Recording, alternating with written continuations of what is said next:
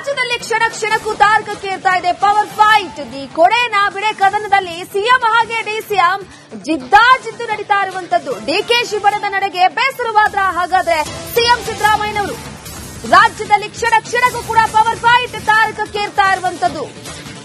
DCM ಹಾಗೆ CM ಜಿದ್ದಾಜಿದ್ದು ಹೇಗಿದೆ ಅಂತಂದ್ರೆ ಡಿಕೆಶಿ ಬಣದ ನಡೆಗೆ ಸಿಎಂ ಸಿದ್ದರಾಮಯ್ಯನವರು ಬೇಸರವಾದ್ರ ಅನ್ನುವಂತಹ ಪ್ರಶ್ನೆ ಮೂಡ್ತಾ ಇದೆ. ಆಪ್ತರ ಮುಂದೆ ಸಿಎಂ ಹೇಳಿದ ಆ ಮಾತಾದ್ರೂ ಏನು? ರಿಪಬ್ಲಿಕ್ ಕನ್ನಡದಲ್ಲಿ ಬಿಗ್ ಇನ್ಸೈಡ್ ಸ್ಟೋರಿ. ಈಗಾಗಲೇ ರಾಜ್ಯ ರಾಜಕೀಯದಲ್ಲಿ ಈ ಪವರ್ ಫೈಟ್ ಅನ್ನುವಂಥದ್ದು ಮತ್ತೊಂದು ರೀತಿಯ ಸ್ವರೂಪವನ್ನ ಪಡೆದುಕೊಳ್ತಾ ಇದೆ. ಟಾಕ್ ವಾರ್ ಜೋರಾಗ್ತಾ ಇದೆ. ಸಿದ್ದರಾಮಯ್ಯನವರು ಕೂಡ ಬೇಸರ ವ್ಯಕ್ತಪಡಿಸ್ತಾ ಇರುವಂತದ್ದು ಮುಂದಿನ ಸಿಎಂ ವಿಚಾರಕ್ಕೆ ಸಂಬಂಧಪಟ್ಟಂತೆ, ಹಾಗೆ ಈ ಕುರ್ಚಿಯ ಕಾದಾಟದ ವಿಚಾರಕ್ಕೆ ಸಂಬಂಧಪಟ್ಟಂತೆ ನೀ ಕೊಡೆ ನಾ ಬಿಡೆ ಕದನ ಯಾಕೋ ದಿನದಿಂದ ದಿನಕ್ಕೆ ಮತ್ತಷ್ಟು ಜೋರಾಗ್ತಾ ಇರುವಂತದ್ದು. ಹಾಗಾಗಿ ಡಿಕೆ ಶಿವಕುಮಾರ್ ಅವರ ಬಣದ ವಿಚಾರವಾಗಿ ಸಿದ್ದರಾಮಯ್ಯನವರು ಬೇಸರವಾದ್ರ ಅಂತ ಎಸ್ಸಿನ ಪವರ್ ಪಾಲಿಟಿಕ್ಸ್ ನಲ್ಲಿ ದಿನಕ್ಕೊಂದು ರಣರೋಚಕ ತೀರು ಪಡೆದುಕೊಳ್ತಾ ಇದೆ.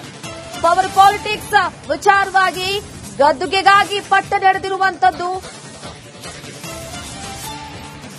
ಡಿಸಿಎಂ ಡಿಕೆ ಶಿವಕುಮಾರ್ ಅವರು ಈಗಾಗಲೇ ಡಿಕೆಶಿ ಬಣದ ನಡೆಗೆ ಬೇಸರಗೊಂಡ್ರ ಸಿಎಂ ಸಿದ್ದರಾಮಯ್ಯನವರು ಆಡಳಿತದ ಮೇಲೆ ಈ ಹೇಳಿಕೆಗಳಿಂದ ನೇರ ಪರಿಣಾಮ ಬೀರುತ್ತೆ. ಆಪ್ತರ ಮುಂದೆ ಬೇಸರವನ್ನ ವ್ಯಕ್ತಪಡಿಸಿದ್ದಾರೆ ಸಿದ್ದರಾಮಯ್ಯನವರು.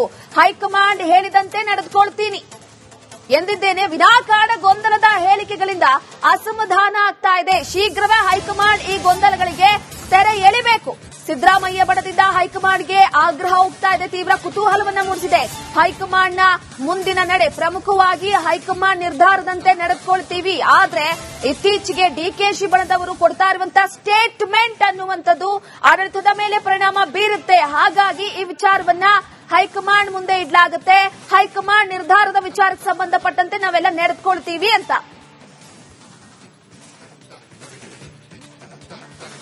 ಎಸ್, ನಮ್ಮ ಪ್ರತಿನಿಧಿ ಅಭಿಷೇಕ್ ಅವರ ಸಂಪರ್ಕದಲ್ಲೇ ಇದ್ದಾರೆ. ಅಭಿಷೇಕ್, ರಾಜ್ಯ ರಾಜಕೀಯದಲ್ಲಿ ರಾಜಕೀಯ ಕಾದಾಟದಲ್ಲಿ ಕುರ್ಚಿಯ ಫೈಟ್ ಅನ್ನುವಂಥದ್ದು ದಿನನಿತ್ಯ ಬೇರೆ ರೀತಿಯ ಸ್ವರೂಪವನ್ನ ಪಡೆದುಕೊಳ್ತಾ ಇದೆ. ಅದರಲ್ಲೂ ಕೂಡ ಸಿದ್ದರಾಮಯ್ಯನವರು ಒಂದು ಕಡೆ ಹೈಕಮಾಂಡ್ ಹೆಸರೇಳಿದ್ರು ಕೂಡ ರಾಜ್ಯದಲ್ಲಿ ಡಿಕೆ ಶಿವಕುಮಾರ್ ಅವರ ಬಣದ ಒಂದೊಂದು ಹೇಳಿಕೆ ಅವರ ನಿದ್ದೆಗೆಡಿಸ್ತಿದೆ ಅಂತ. ಈ ಬಗ್ಗೆ ಮಾಹಿತಿ ಕೊಡೋದಾದ್ರೆ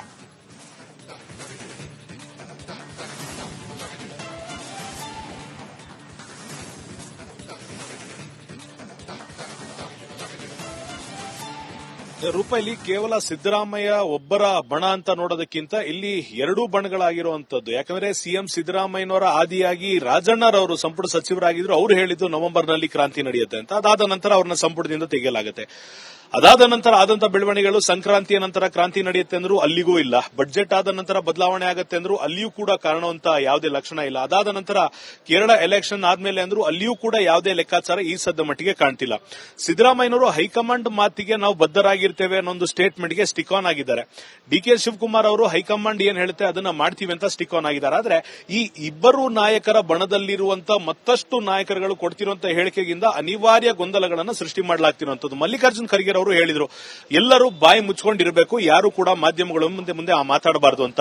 ಇಂತಹ ಹೇಳಿಕೆಯನ್ನ ಕೊಟ್ಟ ನಂತರ ಒಂದಿಷ್ಟು ದಿನ ತಣ್ಣಗಾಗಿದ್ದಂತ ನಾಯಕರ ಹೇಳಿಕೆಗಳು ಈಗ ಆರಂಭ ಆಗಿದ್ದು ಯತೀಂದ್ರ ಸಿದ್ದರಾಮಯ್ಯರವರ ಹೇಳಿಕೆಯಿಂದ. 5 ವರ್ಷಗಳ ಕಾಲ ನಮ್ಮ ತಂದೆಯವರೇ ಸಿಎಂ ಅಂತ ಯತೀಂದ್ರರವರು ಘೋಷಣೆ ಮಾಡಿದ ನಂತರ ಡಿಕೆ ಶಿವಕುಮಾರ್ ಹೇಳ್ತಾರೆ, ಯತೀಂದ್ರ ಸಿದ್ದರಾಮಯ್ಯನೇ ನಮ್ಮ ಹೈಕಮಾಂಡ್, ಇನ್ ಮುಂದೆ ಅವ್ರ ಮಾತನ್ನು ಕೇಳ್ತೀವಿ ಅಂತ. ಇಲ್ಲಿಗೆ ಯಾರಿಗೂ ಕೂಡ ಸಮಾಧಾನ ಇಲ್ಲ. ಯತೀಂದ್ರ ಸಿದ್ದರಾಮಯ್ಯನವರ ಮಾತನ್ನ ನಾವು ಒಪ್ಕೊಳ್ಳೋದಕ್ಕೆ ಖಂಡಿತವಾಗಿಯೂ ಸಾಧ್ಯ ಇಲ್ಲ. ಇವರ ವಿರುದ್ಧ ಡಿಸಿಪ್ಲಿನರಿ ಮೆಜರ್ ಆಗಬೇಕು ಅಂತ ಡಿಕೆ ಶಿವಕುಮಾರ್ ಅವರ ಬಣದಿಂದ ಈಗ ಒತ್ತಾಯವನ್ನ ಮಾಡಲಾಗ್ತಿದ್ರೆ, ಮತ್ತೊಂದು ಕಡೆಗೆ ಸಿದ್ದರಾಮಯ್ಯನವರು ಕೂಡ ತಮ್ಮ ಆಪ್ತರ ಬಳಿ ಹೇಳ್ಕೊಂಡ್ರಂತ ಒಂದು ಪ್ರಮುಖ ವಿಚಾರ, ಡಿಕೆ ಶಿವಕುಮಾರ್ ಹಾಗೂ ನಾನು ಒಂದು ಹೇಳಿಕೆಯನ್ನ ಕೊಡ್ತಾ ಇದ್ದೇವೆ, ಹೈಕಮಾಂಡ್ ತೀರ್ಮಾನಕ್ಕೆ ಬದ್ಧರಾಗಿರ್ತೇವೆ ಅಂತ.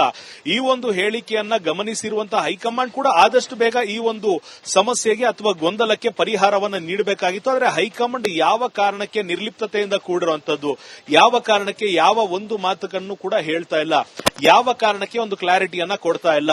ರಾಜ್ಯದಲ್ಲಿ ಅದರಲ್ಲೂ ಕೂಡ ರಾಜ್ಯ ಸರ್ಕಾರದಲ್ಲಿ ಇಷ್ಟು ಸಮಸ್ಯೆಗಳಾಗ್ತಿದೆ, ಒಂದಿಷ್ಟು ಆಂತರಿಕ ಕಲಹಕ್ಕೆ ಕಾರಣ ಆಗ್ತಿದೆ ಅಂತ ಗೊತ್ತಿದ್ರೂ ಕೂಡ ಹೈಕಮಾಂಡ್ ಮೌನವಾಗಿರುವಂತರ ಹಿಂದಿನ ಸಂದೇಶ ಏನು? ಈ ಒಂದು ಗೊಂದಲಕ್ಕೆ ಆದಷ್ಟು ಬೇಗ ಹೈಕಮಾಂಡ್ ಫುಲ್ ಸ್ಟಾಪ್ ಇಡಬೇಕು ಅಂತ ಹೇಳ್ಕೊಂಡಿದ್ದಾರೆ. ಅದರ ಜೊತೆಗೆ ಮನವರಿಕೆಯನ್ನು ಕೂಡ ಹೈಕಮಾಂಡ್ಗೆ ಮಾಡಿದ್ದಾರೆ ಅಂತ ಹೇಳಲಾಗ್ತಿದೆ. ಥ್ಯಾಂಕ್ ಯು ನಿಮ್ಮೆಲ್ಲ ಮಾಹಿತಿಗಾಗಿ. ರಾಜ್ಯದಲ್ಲಿ ಕ್ಷಣ ಕ್ಷಣಕ್ಕೂ ತಾರಕಕ್ಕೆ ಇರ್ತಾ ಇದೆ ಪವರ್ ಫೈಟ್. ದಿ ಕೊಡೇನಾ ಬಿಡೆ ಕದನದಲ್ಲಿ ಸಿಎಂ ಹಾಗೆ ಡಿಸಿಎಂ ಜಿದ್ದಾಜಿದ್ದು ನಡೀತಾ ಇರುವಂತದ್ದು. ಡಿಕೆಶಿ ಬಣದ ನಡೆಗೆ ಬೇಸರವಾದ್ರ ಹಾಗಾದ್ರೆ ಸಿಎಂ ಸಿದ್ದರಾಮಯ್ಯನವರು ರಾಜ್ಯದಲ್ಲಿ ಕ್ಷಣ ಕ್ಷಣಕ್ಕೂ ಕೂಡ ಪವರ್ ಫೈಟ್ ತಾರಕಕ್ಕೆ ಇರ್ತಾ ಇರುವಂತದ್ದು.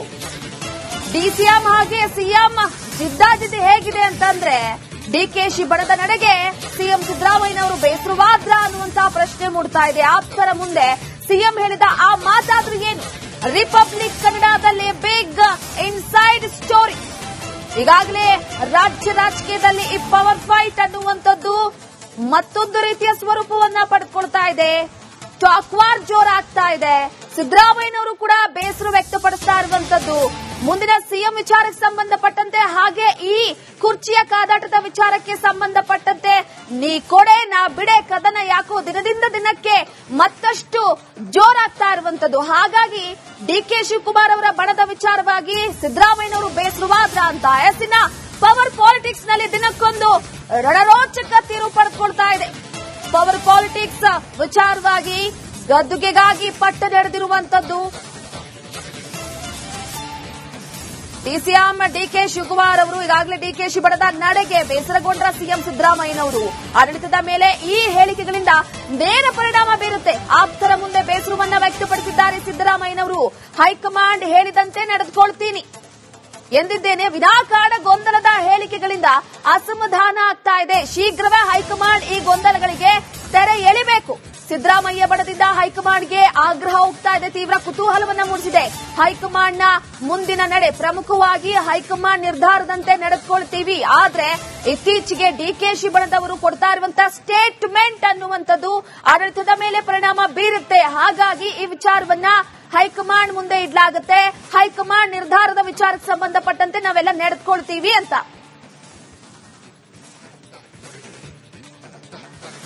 ಎಸ್, ನಮ್ಮ ಪ್ರತಿನಿಧಿ ಅಭಿಷೇಕ್ ಅವರು ಸಂಪರ್ಕದಲ್ಲೇ ಇದ್ದಾರೆ. ಅಭಿಷೇಕ್, ರಾಜ್ಯ ರಾಜಕೀಯದಲ್ಲಿ ರಾಜಕೀಯ ಕಾದಾಟದಲ್ಲಿ ಕುರ್ಚಿಯ ಫೈಟ್ ಅನ್ನುವಂಥದ್ದು ದಿನನಿತ್ಯ ಬೇರೆ ರೀತಿಯ ಸ್ವರೂಪವನ್ನ ಪಡೆದುಕೊಳ್ತಾ ಇದೆ. ಅದರಲ್ಲೂ ಕೂಡ ಸಿದ್ದರಾಮಯ್ಯನವರು ಒಂದು ಕಡೆ ಹೈಕಮಾಂಡ್ ಹೆಸರು ಹೇಳಿದ್ರು ಕೂಡ ರಾಜ್ಯದಲ್ಲಿ ಡಿಕೆ ಶಿವಕುಮಾರ್ ಅವರ ಬಣದ ಒಂದೊಂದು ಹೇಳಿಕೆ ಅವರ ನಿದ್ದೆಗೆಡಿಸ್ತಿದೆ ಅಂತ. ಈ ಬಗ್ಗೆ ಮಾಹಿತಿ ಕೊಡೋದಾದ್ರೆ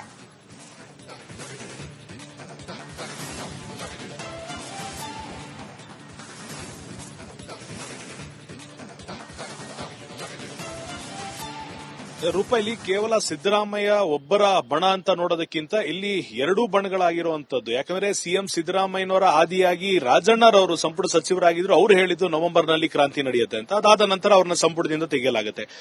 ಅದಾದ ನಂತರ ಆದಂತ ಬೆಳವಣಿಗೆಗಳು ಸಂಕ್ರಾಂತಿಯ ನಂತರ ಕ್ರಾಂತಿ ನಡೆಯುತ್ತೆ ಅಂದ್ರೂ ಅಲ್ಲಿಗೂ ಇಲ್ಲ. ಬಜೆಟ್ ಆದ ನಂತರ ಬದಲಾವಣೆ ಆಗುತ್ತೆ ಅಂದ್ರೂ ಅಲ್ಲಿಯೂ ಕೂಡ ಕಾರಣವಂತ ಯಾವುದೇ ಲಕ್ಷಣ ಇಲ್ಲ. ಅದಾದ ನಂತರ ಕೇರಳ ಎಲೆಕ್ಷನ್ ಆದ್ಮೇಲೆ ಅಂದ್ರೂ ಅಲ್ಲಿಯೂ ಕೂಡ ಯಾವುದೇ ಲೆಕ್ಕಾಚಾರ ಈ ಸದ್ದ ಮಟ್ಟಿಗೆ ಕಾಣ್ತಿಲ್ಲ. ಸಿದ್ದರಾಮಯ್ಯನವರು ಹೈಕಮಾಂಡ್ ಮಾತಿಗೆ ನಾವು ಬದ್ಧರಾಗಿರ್ತೇವೆ ಅನ್ನೊಂದು ಸ್ಟೇಟ್ಮೆಂಟ್ಗೆ ಸ್ಟಿಕ್ ಆನ್ ಆಗಿದ್ದಾರೆ. ಡಿಕೆ ಶಿವಕುಮಾರ್ ಅವರು ಹೈಕಮಾಂಡ್ ಏನ್ ಹೇಳುತ್ತೆ ಅದನ್ನ ಮಾಡ್ತೀವಿ ಅಂತ ಸ್ಟಿಕ್ ಆನ್ ಆಗಿದ್ದಾರೆ. ಆದ್ರೆ ಈ ಇಬ್ಬರು ನಾಯಕರ ಬಣದಲ್ಲಿರುವಂತ ಮತ್ತಷ್ಟು ನಾಯಕರುಗಳು ಕೊಡ್ತಿರುವಂತಹ ಹೇಳಿಕೆಗಿಂದ ಅನಿವಾರ್ಯ ಗೊಂದಲಗಳನ್ನು ಸೃಷ್ಟಿ ಮಾಡಲಾಗ್ತಿರುವಂತದ್ದು. ಮಲ್ಲಿಕಾರ್ಜುನ್ ಖರ್ಗೆ ಅವರು ಹೇಳಿದ್ರು, ಎಲ್ಲರೂ ಬಾಯಿ ಮುಚ್ಕೊಂಡಿರಬೇಕು, ಯಾರು ಕೂಡ ಮಾಧ್ಯಮಗಳ ಮುಂದೆ ಮಾತಾಡಬಾರದು ಅಂತ. ಇಂತಹ ಹೇಳಿಕೆಯನ್ನ ಕೊಟ್ಟ ನಂತರ ಒಂದಿಷ್ಟು ದಿನ ತಣ್ಣಗಾಗಿದ್ದಂತ ನಾಯಕರ ಹೇಳಿಕೆಗಳು ಈಗ ಆರಂಭ ಆಗಿದ್ದು ಯತೀಂದ್ರ ಸಿದ್ದರಾಮಯ್ಯರವರ ಹೇಳಿಕೆಯಿಂದ. 5 ವರ್ಷಗಳ ಕಾಲ ನಮ್ಮ ತಂದೆಯವರೇ ಸಿಎಂ ಅಂತ ಯತೀಂದ್ರರವರು ಘೋಷಣೆ ಮಾಡಿದ ನಂತರ ಡಿಕೆ ಶಿವಕುಮಾರ್ ಹೇಳ್ತಾರೆ, ಯತೀಂದ್ರ ಸಿದ್ದರಾಮಯ್ಯನೇ ನಮ್ಮ ಹೈಕಮಾಂಡ್, ಇನ್ ಮುಂದೆ ಅವ್ರ ಮಾತನ್ನು ಕೇಳ್ತೀವಿ ಅಂತ. ಇಲ್ಲಿಗೆ ಯಾರಿಗೂ ಕೂಡ ಸಮಾಧಾನ ಇಲ್ಲ. ಯತೀಂದ್ರ ಸಿದ್ದರಾಮಯ್ಯನವರ ಮಾತನ್ನ ನಾವು ಒಪ್ಕೊಳ್ಳೋದಕ್ಕೆ ಖಂಡಿತವಾಗಿಯೂ ಸಾಧ್ಯ ಇಲ್ಲ.